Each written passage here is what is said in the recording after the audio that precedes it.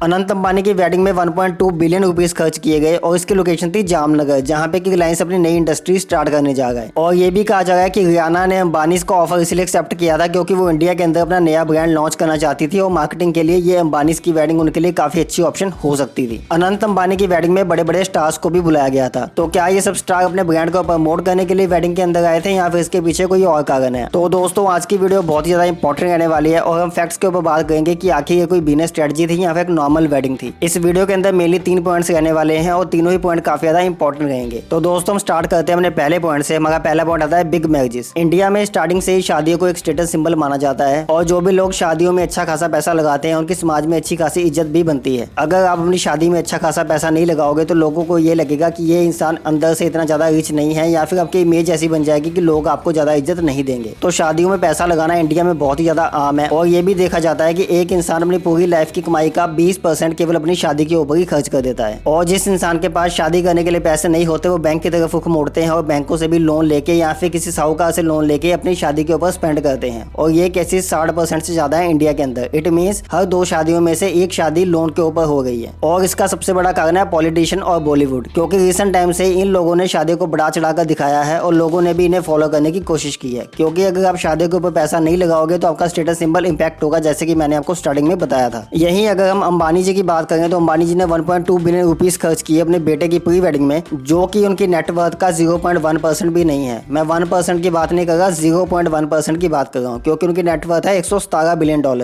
उन्होंने खर्च किया 1.2 बिलियन इंडियन रुपीस। तो इससे हम ये कह सकते हैं कि जो अंबानी ने पैसा खर्च किया है प्री वेडिंग में वो उनकी इनकम का कुछ भी नहीं है, क्योंकि 0.1% इनकम का कुछ भी नहीं होता। बट हम अगर उनकी मैरिजेस को देखते हैं तो हम बहुत ही ज्यादा इंस्पायर हो जाते हैं। हम कोशिश करते हैं कि जिस तरीके से उन लोगों ने मैरिज की है हम भी कुछ ना कुछ पार्ट उसका अपनी शादी के अंदर ऐड कर पाए। इंडिया में इससे पहले और भी कई ग्रैंड मैरिजेस हो चुकी हैं, जिसमें कि हम प्रियंका चोपड़ा, निक जोन्स का नाम ले सकते हैं, हम विराट कोहली, अनुष्का शर्मा का नाम ले सकते हैं, हम सहारा इंडिया के ऑनर के बेटे की शादी का नाम ले सकते हैं, क्योंकि इन लोगों ने भी अच्छे खासे पैसे खर्च किए थे उस टाइम के अकॉर्डिंग अपनी शादी के ऊपर। तो ये तो बात होगी बिग वेडिंग्स की, क्योंकि इंडिया के अंदर बहुत ही बड़ा कल्चर है बिग मैरिजेस का और ये आगे आगे बढ़ता ही जा रहा है टाइम के अकॉर्डिंग। अब हम चलते हैं इम्पैक्ट की तरफ, किनका इम्पैक्ट क्या होता है इंडिया की इकोनॉमी के ऊपर। जैसा कि मैंने आपको पिछले पॉइंट में बताया था कि हम उनकी मैरिजेस को देखकर इंस्पायर होते हैं और हम कोशिश करते हैं कि हम भी उनके जैसे मैरिजेस का कोई ना कोई पार्ट अपनी शादी के अंदर इंक्लूड करें। बट वो लोग बिलियंस ऑफ डॉलर के मालिक हैं और वो इन शादी को अफोर्ड कर सकते हैं, बट हम उन शादी को अफोर्ड ना करते हुए भी वैसी शादी करने की कोशिश करते हैं जिसमें हमारी इनकम का 20 से 30% हिस्सा चला जाता है। और अगर पैसे नहीं होते तो फिर हम लोन लेकर भी शादी करने की कोशिश करते हैं। इससे उस टाइम के ऊपर तो हमारी इज्जत बन जाती है समाज के अंदर और हमारी इमेज भी अच्छी हो जाती है। बट लेटर ऑन जो इंस्टॉलमेंट्स होती हैं और जो बैंकों के चक्कर होते हैं वो हमें पूरी जिंदगी उठाने पड़ सकते हैं, क्योंकि इनकम का एक बहुत बड़ा पार्ट आपके इंस्टॉलमेंट के अंदर ही चला जाता है, जिससे जो आपकी आने वाली लाइफ है उसके काफी डिसीजंस इंपैक्ट हो जाते हैं इन पैसों की वजह से। इसलिए जो भी लोग इन वेडिंग्स को देखते हैं वो ज्यादा इंपैक्ट इन वेडिंग्स का अपने ऊपर ना ले, क्योंकि आप उन चीजों को फॉलो नहीं कर सकते हो। अगर आप उन चीजों को फॉलो करोगे तो फिर आपकी लाइफ काफी ज्यादा मुश्किलों भरी हो सकती है। इसके बाद हम चलते हैं अपने थर्ड पॉइंट पे, लो कॉस्ट मैरिजेस। इंडिया के अंदर जहां बड़ी बड़ी शादियों को प्रमोट किया जा रहा है, वहीं पर रिसेंट टाइम के अंदर कुछ ऐसे भी लोग हैं जो सेलिब्रिटीज होने के बावजूद, अच्छे खासे पैसे होने के बावजूद बहुत ज्यादा लो कॉस्ट में अपनी शादी को कंप्लीट कर गए हैं। तो हमें उनसे भी कहीं ना कहीं इंस्पिरेशन लेनी चाहिए और जो आपकी सेविंग्स है उनको शादी में ना खर्च करके अपनी लाइफ के ऊपर स्पेंड करना चाहिए। और अगर मैं इन मैरिजेस की बात करूं तो ये बहुत ही बड़े बड़े नाम हैं, जिसमें कि आप सैफ अली खान और कैटरीना कैफ की मैरिज की बात कर सकते हो, यामी गौतम की बात कर सकते हो जिन्होंने अपनी शादी में अपनी मदर का लहंगा पहना था। और जो सबसे बड़ा नाम इस लिस्ट के अंदर आता है वो है मार्क भैया का, जो कि फेसबुक के ऑनर है और काफी ज्यादा पावरफुल इंसान है पूरे वर्ल्ड के अंदर। उन्होंने भी अपनी शादी के ऊपर बिल्कुल भी खर्च नहीं किया गया था। रिपोर्ट्स के अकॉर्डिंग ये कहा जाता है कि उन्होंने अपने सभी फ्रेंड्स को ईमेल लिखी थी कि जो उनकी वाइफ है उन्होंने अभी ग्रेजुएशन कंप्लीट की है तो उसके लिए एक छोटी सी पार्टी हमने घर पे अरेंज की है। बट जब लोग उनके घर पे पहुंचते हैं तो उन्हें पता चलता है कि ये तो उनकी एक मैरिज की सेरेमनी है। तो अगर फेसबुक के ऑनर जिनके पास बिलियंस ऑफ डॉलर हैं वो इस तरीके की स्ट्रेटजी को अपना गए हैं, तो क्यों हम बड़ी बड़ी मैरिजेस को देखकर इतना ज्यादा इन्फ्लुएंस हो गए हैं, वहां पे अपना पैसा खराब कर रहे हैं। बाकी अगर हम बात करें मार्केटिंग की, तो हर एक चीज मार्केटिंग का पार्ट होती है जो भी ऑनलाइन अवेलेबल है। तो हम ये भी कह सकते हैं कि कहीं ना कहीं मैरिज भी मार्केटिंग का पार्ट थी, जो कि अंबानी के द्वारा की गई। और ये जो वीडियो आप देख रहे हो ये भी एक मार्केटिंग का पार्ट है। अगर आप किसी भी तरीके की एड चलाना चाहते हो या अपने ब्रांड को प्रमोट करना चाहते हो तो आप मुझे ईमेल कर सकते हो, मेरी ईमेल नीचे डिस्क्रिप्शन के अंदर मेंशन की गई है। तो दोस्तों, ये था आज की इस वीडियो में। आशा करता हूँ वीडियो आपको अच्छी लगी होगी। चैनल को आप सब्सक्राइब कर सकते हैं, क्योंकि डेली चैनल के ऊपर बिजनेस से रिलेटेड वीडियोस आती रहती हैं। हम बेसिकली एंटरप्रेन्योरशिप से संबंध रखते हैं और एंटरप्रेन्योरशिप को बढ़ावा देना चाहते हैं। इसलिए अगर आप मुझसे बात करना चाहते हो तो मुझे इंस्टाग्राम के ऊपर सेंड कर सकते हो। बिजनेस बनाने के चक्कर में आप कैसे लोन ट्रैप में फंस सकते हो, उसके लिए वीडियो चैनल पे ऑलरेडी अवेलेबल है। यहाँ पे क्लिक करके आप उस वीडियो को देख सकते हो। आज की वीडियो में इतना ही। This is Rohit guys signing of.